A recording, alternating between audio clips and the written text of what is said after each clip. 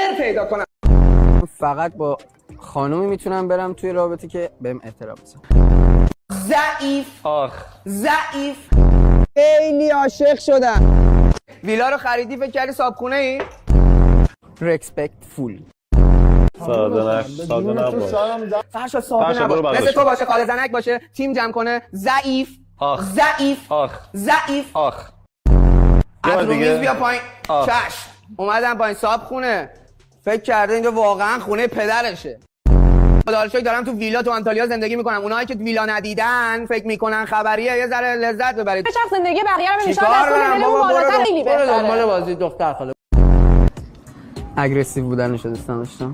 همین اگریسیو بودنش دیگه. اگه یه پدر مادر اگریسیو بالا سرت باشه و یه ذره به هم دیگه فرصت اگریسیو بودن چه برای چی بخوام چیز بکنم؟ خواهرم شما هم یه نفر. همین داداشیات دوشیدنه تو رو کندن و لباس فرشاد کیو میخواد خودت چرا خودتو دیس می‌کنی؟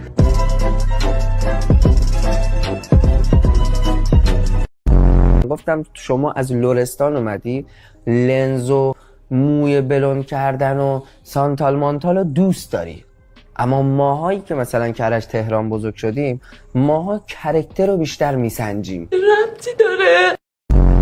ایرانه ناز نکن جانه من چه قربانه بیا بشیم خانه چقدر در بکنم من چه قربانه. خودت میدونی من بنده ناخلف تو نیستم، خودت میدونی تمام تلاشم روی اینه که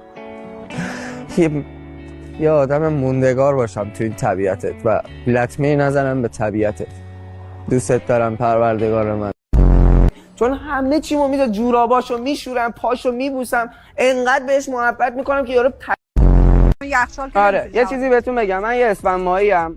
این خانم پری شب به من گفتش که من گیتار دوست دارم. من زنگ زدم از یه شهر دیگه، گیتار سفارش دادم، اومده توی یه ساعت. فردا هم اتفاقای قشنگ‌تری میفته چون دوست دارم گیتار برای کی سفارش دادی؟ برای این خانم بیاد که موزیک چه بزنیم مریض و براش به دیشب. پاشی رو انداخته. بله. یه چیز ازت ممنونم، ازت ممنونم.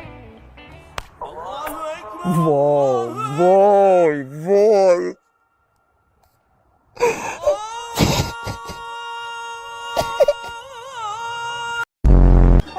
تایپ ظاهری بخوام بگم کوچولو موچولو دوست دارم، دوست ندارم قد بلند باشه. عشق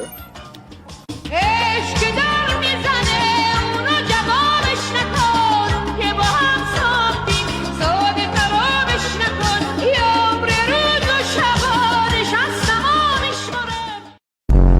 با هم بودیم چی گفت؟ یه چیزی میخوام بهت منو بگم. خیلی اینجا دوست چی نوشته؟ داره.